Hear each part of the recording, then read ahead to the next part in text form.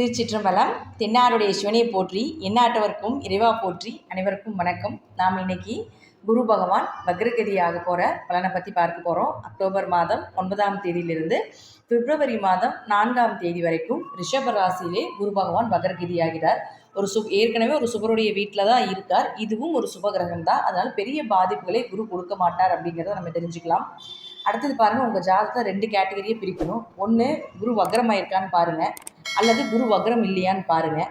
இப்படி குரு வக்ரமாக இருந்தால் இந்த 4 மாத காலங்கள் ஒரு நல்ல விஷயங்கள், ஒரு ஜாக்பாட் மாதம், நினைக்கிறதெல்லாம் நடக்கக்கூடிய விஷயங்கள் இதெல்லாமே நடக்கும். ஒருவேளை உங்கள் ஜாதகத்தில் குரு வக்ரம் இல்லாமல் இருக்கார் அப்படின்னா கொஞ்சம் கவனமாக இருந்து செயல்படுத்த வேண்டும் அப்படிங்கிறத நம்ம தெரிஞ்சுக்கலாம். அப்போ எதில் அப்படி இருக்கணும் அப்படின்னா, குரு அப்படின்னா நகை, பணம், சொத்துக்கள், பெயர், புகழ், மதிப்பு இதெல்லாம் சொல்லக்கூடியது குரு தான். இந்த குரு உங்கள் ஜாதகத்தில் வக்ரமாக இருந்தார்னு வச்சுக்கோங்களேன், நகை தங்காது. அதே போல் பண இழப்புகள் நிறையா இருக்கும். நகை எடுத்தீங்கனாலும் ஏதாவது ஒரு அடமானத்துக்கு போகும், விற்க வேண்டியது இருக்கும். நகை போட்டாலே ஒரு பாதிப்புகள், நெகட்டிவ் நிறையா வரும். இதெல்லாம் குரு உங்கள் ஜாதகத்தில் ஈஸியாக வக்ரமாக இருக்கார் அப்படிங்கிறத தெரிஞ்சுக்கலாம். அதே போல் குழந்தைகள் சார்ந்த ஒரு அவமானங்கள், குழந்தைகளுக்கு எது செய்ய முடியாமல் இருக்கிறது, குழந்தை தடை ஏற்படுறது, குழந்தை தாமதமாக பிறப்பது, அது எல்லாமே உங்களுக்கு குருவினுடைய தன்மையில் வந்துடும். பரம்பரை சொத்துக்கள் இருக்காது, தாத்தா பாட்டி சொத்துக்கள் சேர்த்த முடியாது, எவ்வளோ பணம் வந்தாலும் தங்காது, வர்றது எல்லாமே செலவாகுது, விரயமாகுது அப்படிங்கிற அமைப்பு எல்லாமே இந்த குரு பகவான் தான் கொடுப்பார். எங்கே போனாலும் பெயர் புகழ் இருக்காது. அதே போல் உங்களுக்கு நீங்கள் யாருக்கு என்ன நல்லது செஞ்சீங்கனாலும் திருப்பி பலன் அப்படிங்கிறது ஒரு துளி கூட கிடைக்காது. இது உங்கள் ஜாதகத்தில் இயற்கையாக குரு கெட்டிருக்கும் அப்படிங்கிறத நம்ம தெரிஞ்சுக்கலாம். இல்லை அப்படின்னா உங்கள் ஜாதகத்தில் குரு நல்லா இருக்கார் அப்படின்னா என்ன மாதிரி பலன்களை கொடுப்பார் அப்படின்னா, பரம்பரையாக சொத்துக்கள் சேர்த்தக்கூடியவராக இருப்பார். 2 தலைக்கட்டு 3 தலைக்கட்டுக்கு வர்ற வரைக்கும் சொத்தை சேர்த்து வச்சுருப்பார். அதே போல் நகை தங்கும், நிறைய நகை வாங்கி வைக்கக்கூடிய ஒரு அமைப்பு இருக்கும். நிறைய நகை சேர்ந்துக்கிட்டே இருக்கும், வாங்க சேர்ந்துக்கிட்டே இருக்கும். குழந்தைகள்னால நல்ல ஒரு வளர்ச்சி, மகிழ்ச்சி, குழந்தைகளுக்கான தேவைகளை எல்லாமே பூர்த்தி செய்யக்கூடிய ஒரு அமைப்பு. இதெல்லாமே இந்த குருவினுடைய தன்மையில் குரு உங்கள் ஜாதகத்தில் நல்லா இருந்தால் இதெல்லாமே நிச்சயமாக நடக்கும்.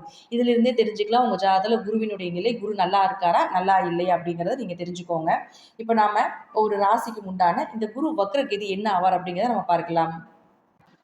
மகர ராசி. மகர ராசிக்கு குரு பகவான் 5ஆம் இடத்துலேருந்து வக்ரகதியாகிறார். அப்போ மகர ராசியை பொறுத்த வரைக்கும் பார்த்துட்டிங்கன்னா, உங்கள் ராசி அதிபதி வக்ரத்தில் தான் இருக்கார். யார்? சனி பகவான். அவர் ஒரு பாவகிரகம். சுபகிரகங்கள் வக்ரமான பெரிய பாதிப்புகள் இல்லை. அது ஒரு சுபருடைய வீட்டிலிருந்து குரு வக்ரமாகும் பொழுது பெரிய பாதிப்பு குருவால் வருதோ இல்லையோ, சனி பகவானால் கொஞ்சம் வக்ரகதியில் நீங்கள் கவனமாக இருந்துக்கணும்.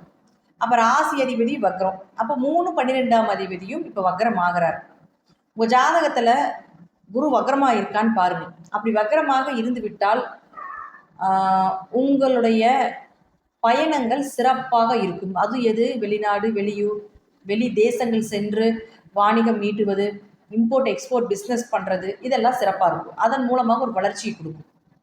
சகோதரர்கள் மூலமாக ஒரு உதவிகள், நண்பர்கள் மூலமாக ஒரு உதவிகள், தைரியங்கள் அதிகமாகிறது, விஜய வீரிய ஸ்தானம் இல்லையா, காரிய ஜெயமாகிறது, வெற்றி கிடைப்பது, உங்கள் முயற்சிகள் எல்லாமே கைகூடி வருவது, இதெல்லாமே கணவன் மனைவிக்குள் இருக்கக்கூடிய கருத்து வேறுபாடுகள் விலகி அந்யூன்யமாக வாழக்கூடிய ஒரு அமைப்பு இதெல்லாமே ஏற்படுத்தி கொடுத்துருவார்.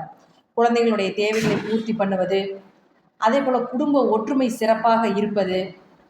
அடுத்தது பாருங்கள், 5ங்கிறது அதிர்ஷ்டங்கள் இன்னும் கொஞ்சம் பெருகக்கூடிய ஒரு காலகட்டங்கள் இதெல்லாமே ஏற்படுத்தி கொடுப்பார். ஒருவேளை உங்கள் ஜாதகத்தில் குரு வக்ரம் இல்லாமல் இருக்கிறார் அப்படின்னா இதிலெல்லாம் கொஞ்சம் கவனமாக இருங்க. கொஞ்சம் காரியம் செய்யக்கூடிய ஏதோ ஒரு விஷயங்கள் செய்கிறீங்க அப்படின்னா கொஞ்சம் கவனமாக செய்யுங்க, கொஞ்சம் பொறுமையாக செய்யுங்க. தேவையில்லாமல் உங்கள் கூட பிறந்தவங்களோட சண்டை ஏற்படுத்தி கொள்ள வேண்டாம். வெளிநாடு வெளியூர் பயணங்கள், இம்போர்ட் எக்ஸ்போர்ட் பிஸ்னஸ் பண்ணுறீங்க அப்படின்னா கொஞ்சம் ஒரு முறைக்கு பல முறை யோசித்து செய்கிறது, பண இழப்புகள் இல்லாமல் செய்கிறது, குழந்தைகளை கொஞ்சம் கவனமாக பார்த்து கொள்வது, குழந்தைங்களுடைய தேவைகள் ஒன்று கேட்குறாங்க அப்படின்னா அது பல முறை யோசித்து அது பண்ணலாமா வேண்டாமா, ஏன்னா பண இழப்புகளை கொடுக்கும். அதே போல் பாருங்கள், தேவையில்லாத விரயத்தை ஏற்படுத்தி கொடுத்துரும். திடீர் அதிர்ஷ்டங்கிறது ஷேர் மார்க்கெட், MLM, சீட்டு, பிட்காயின் இது போல் ட்ரேடிங் சம்மந்தப்பட்ட திடீர் உழைப்பில்லாத வருமானம் வரக்கூடிய இடம் எல்லாமே அதிர்ஷ்டம் நம்ம சொல்கிறோம். அப்போ அது போல் விஷயத்தில் இன்வெஸ்ட்மெண்ட் பண்ணும்போது கொஞ்சம் கவனமாக இருப்பது, இதெல்லாம் உங்கள் ஜாதகத்தில் தசாபுத்தி நல்லா இருந்துச்சுன்னா, ஏன்னா சுபகிரகம் முதலே சொல்லியிருக்க பெரிய அளவுக்கு பாதிப்புகள் கொடுக்காது. ஜாதகத்தில் தசாபுத்தி நல்லா இருந்தால் நம்ம ஓரளவுக்கு மூவ் பண்ணலாம்.